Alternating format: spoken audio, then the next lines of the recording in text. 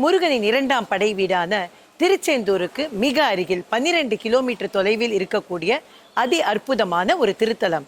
வங்கக்கடல் தன்னுடைய ஆர்ப்பரிக்கும் அலைகளால் கரையை தொட்டு தொட்டு அம்பாளை தரிசித்து செல்லும் ஒரு அற்புதமான திருத்தலம்.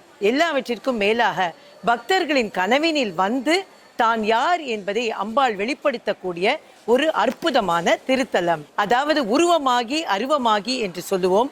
அப்படித்தான் இந்த மூர்த்தி உருவமாகவும் அருவமாகவும் எழுந்தருளி இருக்கின்றாள். தீர்த்தம் கேட்கவே வேண்டாம். தீர்த்தத்தில் எல்லாம் சிறந்தது கடல் தீர்த்தம் என்று கூறுவார்கள். வங்கக்கடலே இங்கு தீர்த்தமாக இருக்கின்றது.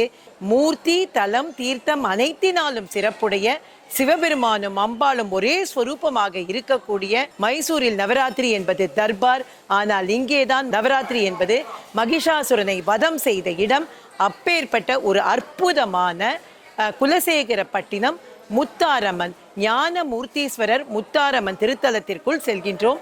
வாருங்கள், நீங்களும் என்னோடு அம்பாளையும் சிவபெருமானையும் ஒரு சேர தரிசிக்கலாம்.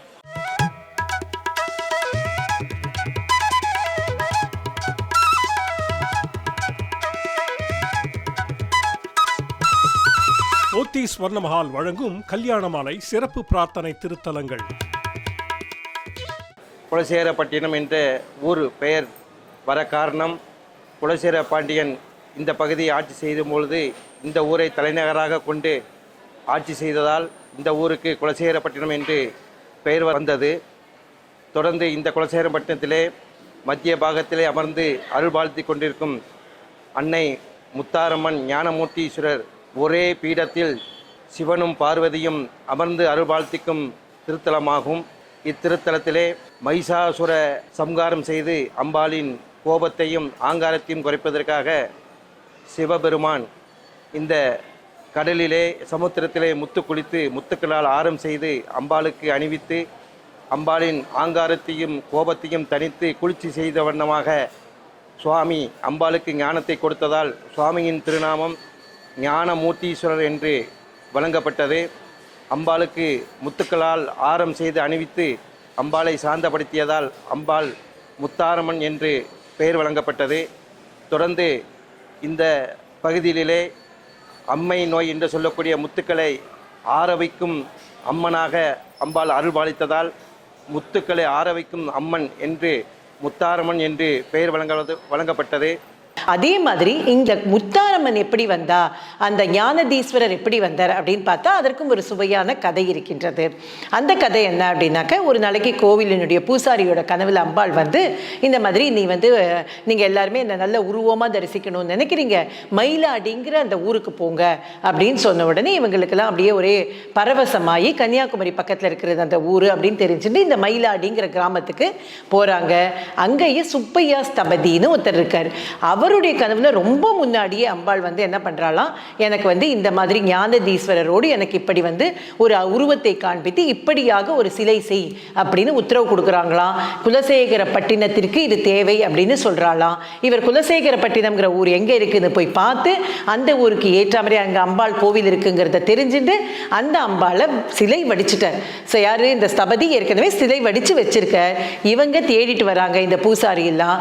இந்த மயிலாடிங்கிற இந்த ஊருக்கு வந்த உடனே இந்த அம்பாளினுடைய சிலையையும் ஞானதீஸ்வரரையும் பார்த்து அவர்கள் அப்படியே மெய்சிலிர்த்து போனார்களாம். தங்கள் ஊருக்காக அம்பாள் தானாகவே உருவம் எடுத்து கொண்டு வந்திருக்கிறாள் அப்படின்னு ஒரே பக்தி பரவசமாகி இந்த கோவிலை பிரதிஷ்டை பண்றாங்க. அதற்கு பிறகு இந்த முத்தாரம்மன் கோவில் அப்படிங்கிறது உலக பிரசித்தி பெற்ற கோவிலாக மாறிவிடுகின்றது. இத்திருக்கோவிலே ஆடி 3ஆம் செவ்வாய்க்கிழமை கொடைவிழா வெகு சிறப்பாக நடைபெறும்.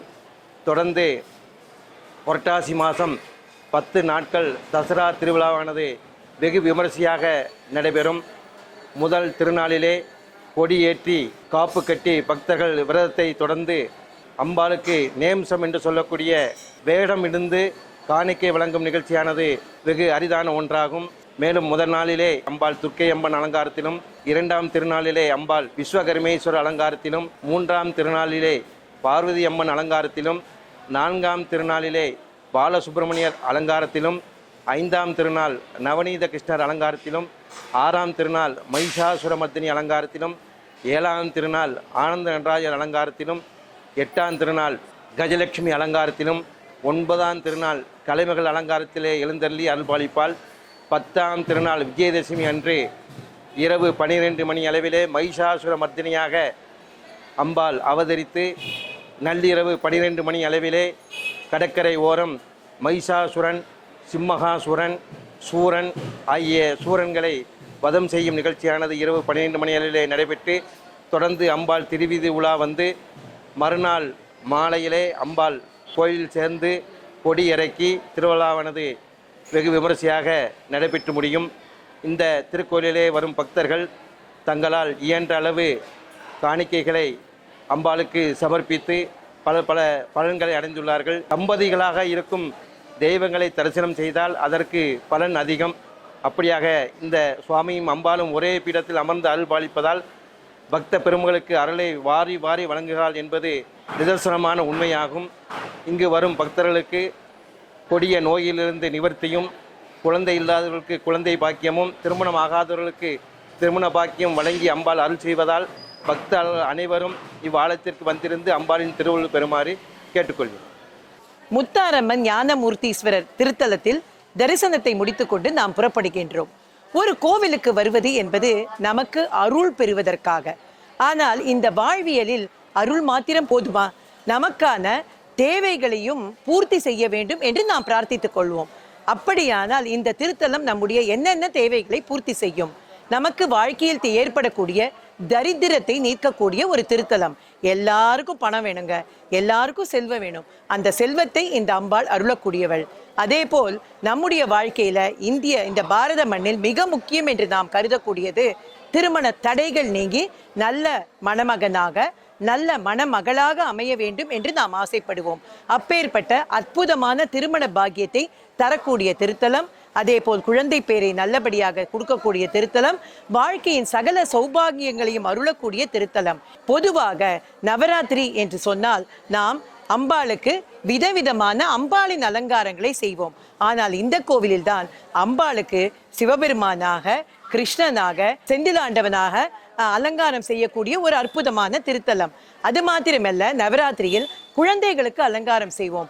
ஆனால் இங்கே பெரியவர்கள் அனைவருமே அம்பாளின் வேடமோ வேறு வேடங்களோ அணிந்து கொண்டு விரதம் இருந்து இந்த கோவிலில் வந்து பக்தி பரவசத்தோடு அவர்கள் தங்களுடைய நேர்த்திக்கடனை செலுத்துவார்கள். அப்பேற்பட்ட ஒரு நல்ல திருத்தலத்திலிருந்து நாம் புறப்படுகின்றோம். முத்தாரம்மன் திருத்தலத்திலிருந்து கல்யாண மாலையில் திருமணத்திற்கு காத்திருக்கும் அனைவருக்கும் திருமணம் நடைபெற வேண்டும் என்கின்ற பிரார்த்தனையை நான் வைத்தேன். உங்கள் வாழ்க்கையில் என்னென்ன சௌக்கியங்கள் வேண்டுமோ அதற்கான பிரார்த்தனையை நீங்கள் செலுத்துங்கள். உங்களை அடுத்த பகுதியில் சந்திக்கின்றேன். நன்றி, வணக்கம். போத்தீஸ் ஸ்வர்ண மஹால் வழங்கும் கல்யாண மாலை சிறப்பு பிரார்த்தனை திருத்தலங்கள்.